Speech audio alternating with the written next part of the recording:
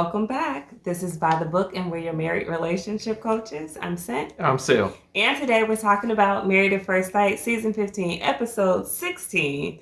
This is the last episode before Decision Day. Mm-hmm. We're talking about Stacia and Nate, and they are letting it all hang out in this episode. Yeah. I mean, you better not ever tell somebody you're in a relationship with or a marriage with that you feel stuck with them. That is trigger words for sure. Those are fighting words for sure. But I mean, Nate is in a position right now where he's getting nervous. He's feeling some type of way, and he is not on his best behavior. No. I'm a big fan. I like Nate. I like Nate and Stacia as a couple. But, you know, we might have to take Nate to task a little bit today. Yeah. I wasn't a big fan of his behavior. So if you guys just saw the episode, like we just saw the episode, it opens up with the two of them talking to friends / family members about where they are in the state of their marriage as decision day is approaching. Yeah. So Stacia is speaking to, I think it was a friend of hers,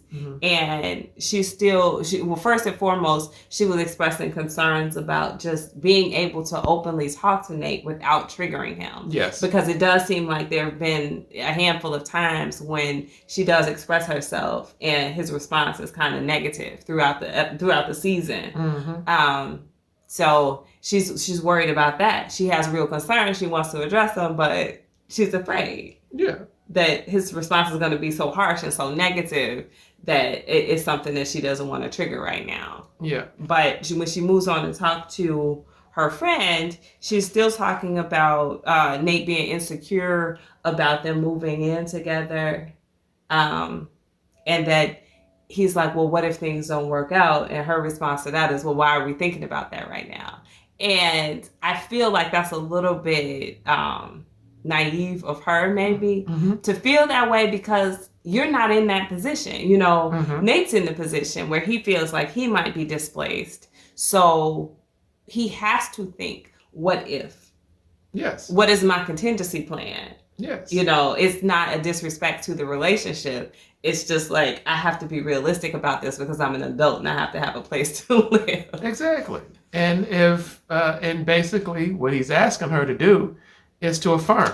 He's asking her to affirm, hey, will you ever throw me out if we fall out? That's basically what he's asking. She answered it though. Yeah. And he's still not completely settled in that. No. Which is funny, you know, because they're having similar issues. She's concerned about the emotional aspect of things. Yes. And she's not getting enough reassurance from him. Yes. So, I mean, we'll get into that in a minute. Yeah. But she goes on to talk to her friend about being in that different place emotionally. Her concerns about him not being in love and if he's able to.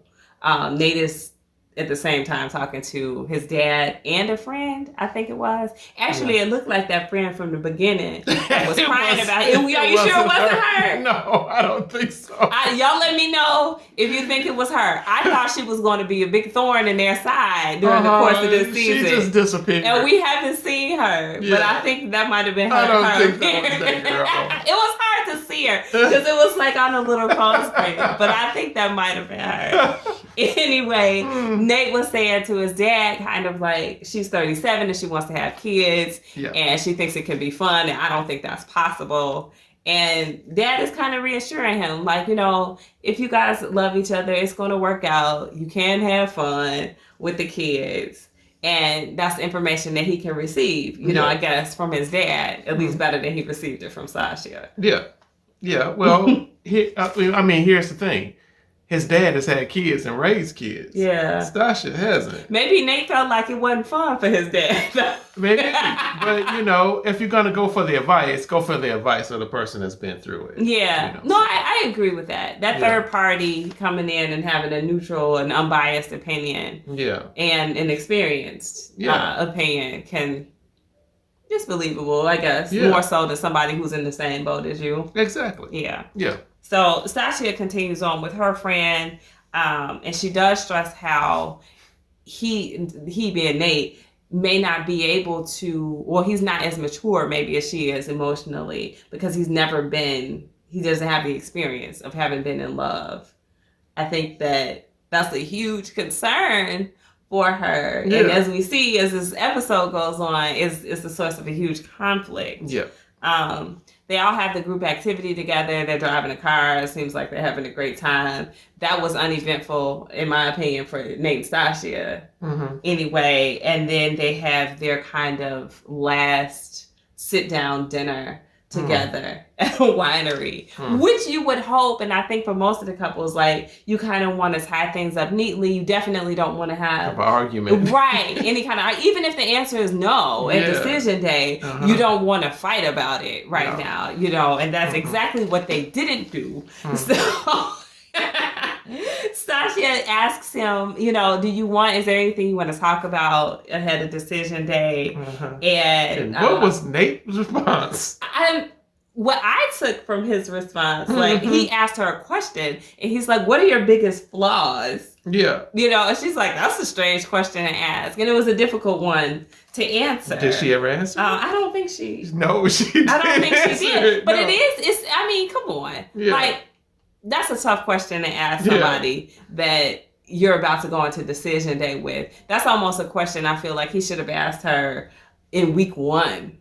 You know, why are you asking me this now? Like, what kind of conversation is this to strike? Yeah. I felt like it was awkward and it was a bit awkward, and I think it was a bit leading. I think he was kind of hoping that she will say what he was feeling was her flaw. Yeah. You know, and whatever that may have been on his on his heart or his chest at that particular time, but she didn't give it to him. She was just like, yeah, I don't have, you know, I don't want to talk about. I don't have any flaws, basically. She didn't say she didn't have any flaws.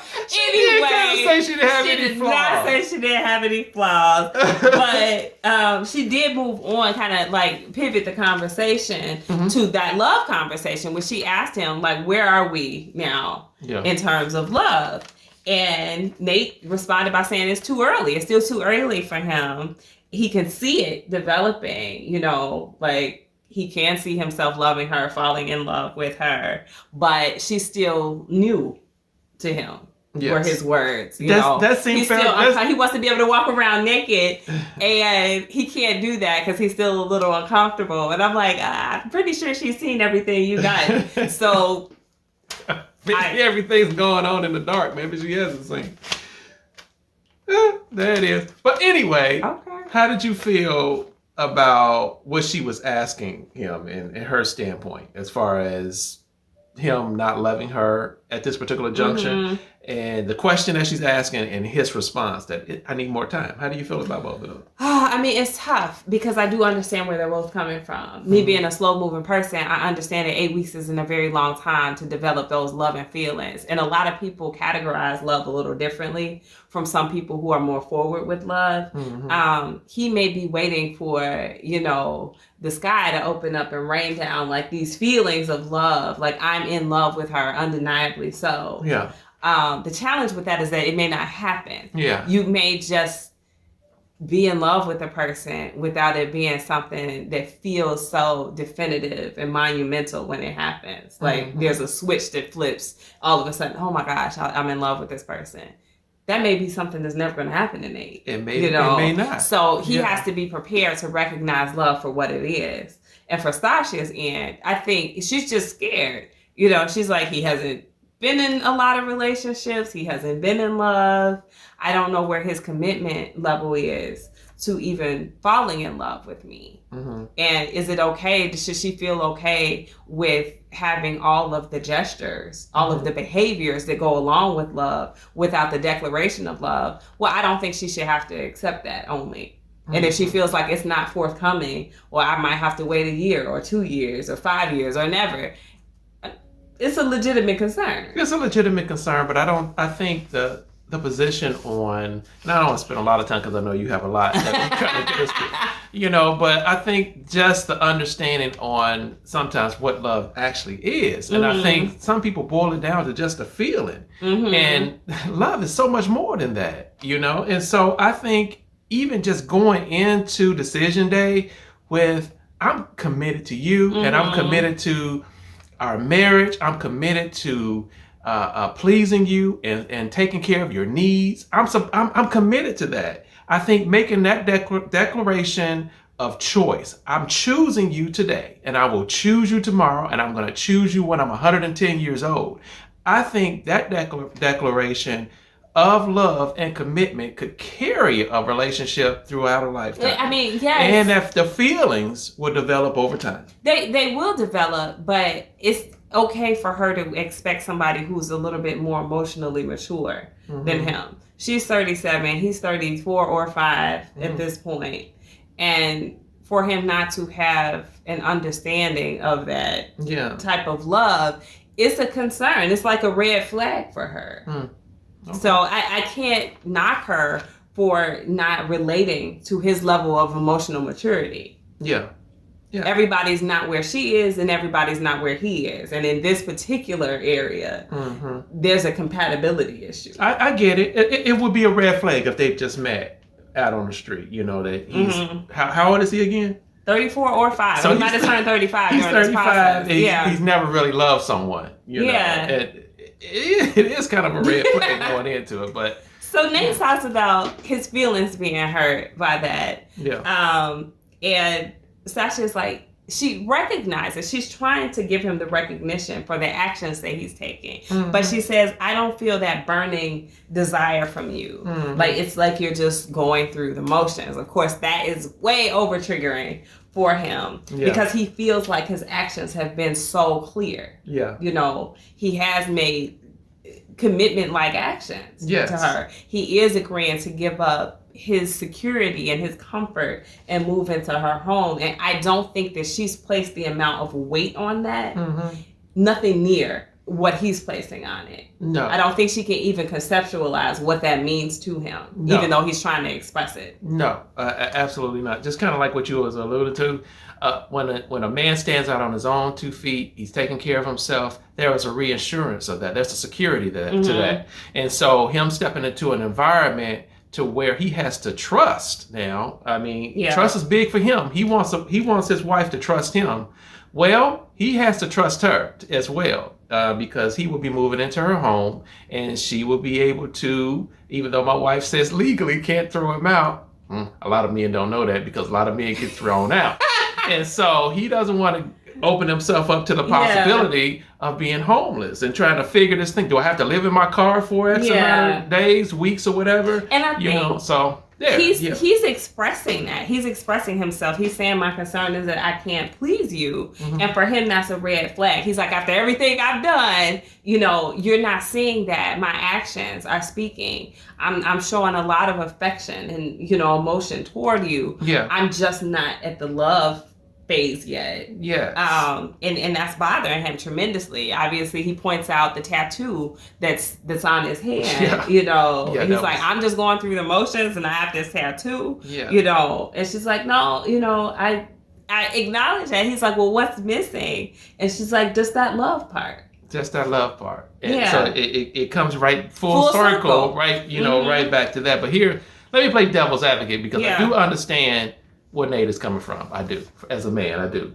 Now, devil's advocate would be your wife has told you something, you know, of what she needs. She has expressed that whatever you've been given is good, but not good enough, okay?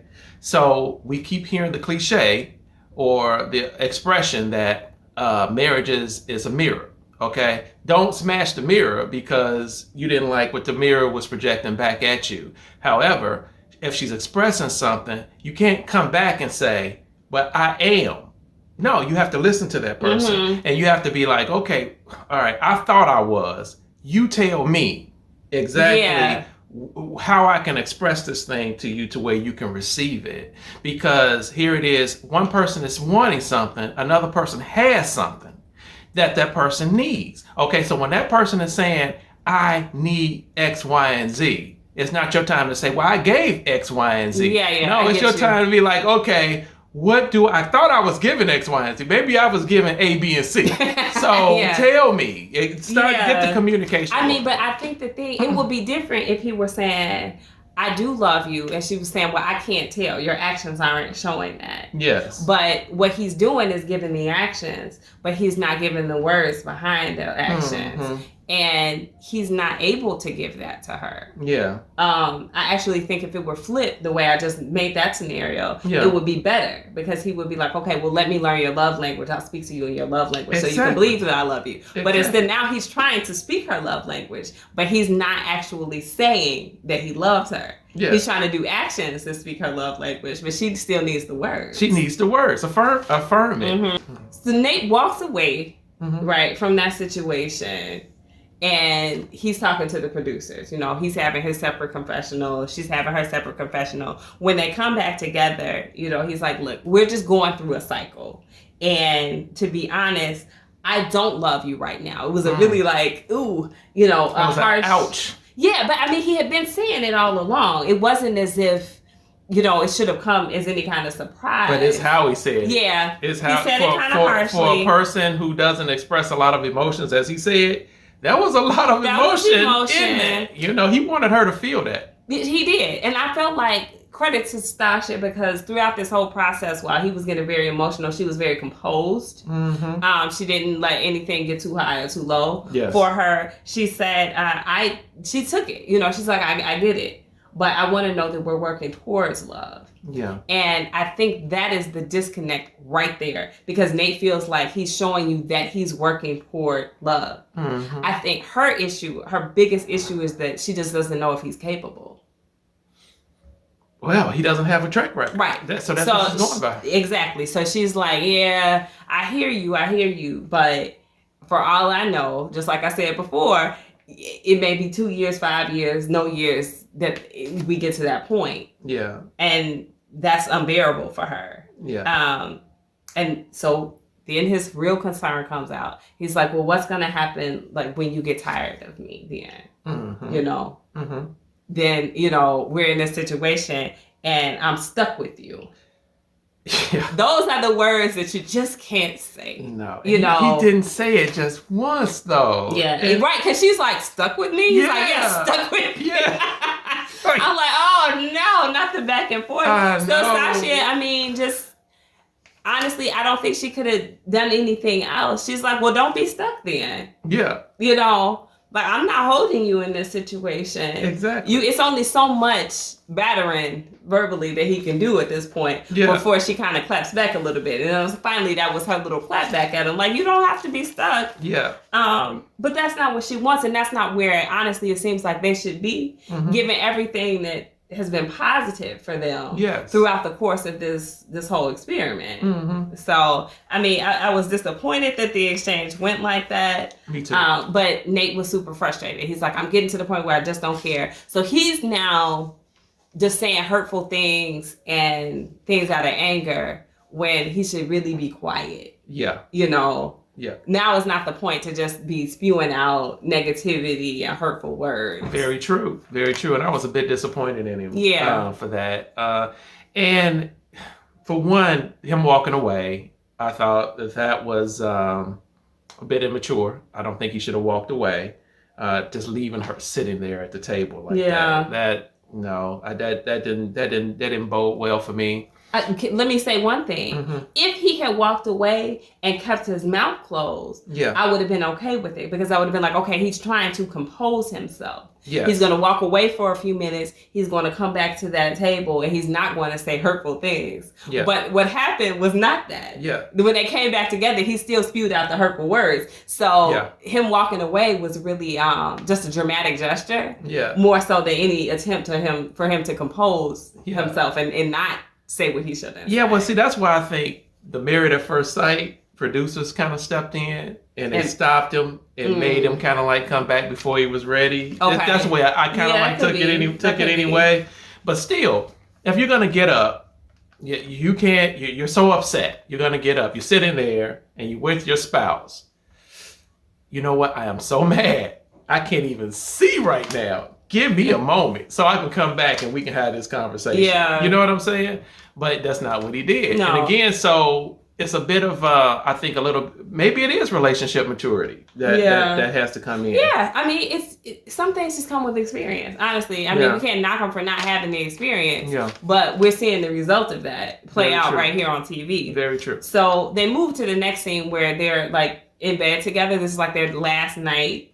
And again, it's so unfortunate to have that negativity right before decision day. Yes. Stacia, in her little confessional before bedtime, she's saying, like, I'm exhausted. There are times when I'm going to need reassurance. Yes. And it's the times when she reaches for reassurance that it triggers him. Yeah. So it never works. She never gets the reassurance that she's looking for. Mm-hmm. He thinks he's reassured her with the tattoo and, whatever else, gestures, the moving in, the bank account, all these types of things. Mm-hmm. But what she needs, he's not giving her. No. So no. And what does she need? To feel safe. She wants to know that she wants to know that he is going to be there, that he loves her. He's going to have these feelings for her. She wants to feel safe within a relationship. Yeah. It goes right back to the number one. So she asks him when they're in bed together, like, what do you like? What do you enjoy most about being married to me? Mm-hmm. And I literally heard crickets. Now, they might have been crickets out our back window, but it was so quiet that were crickets. She even did a double take, like, right, like, are you okay?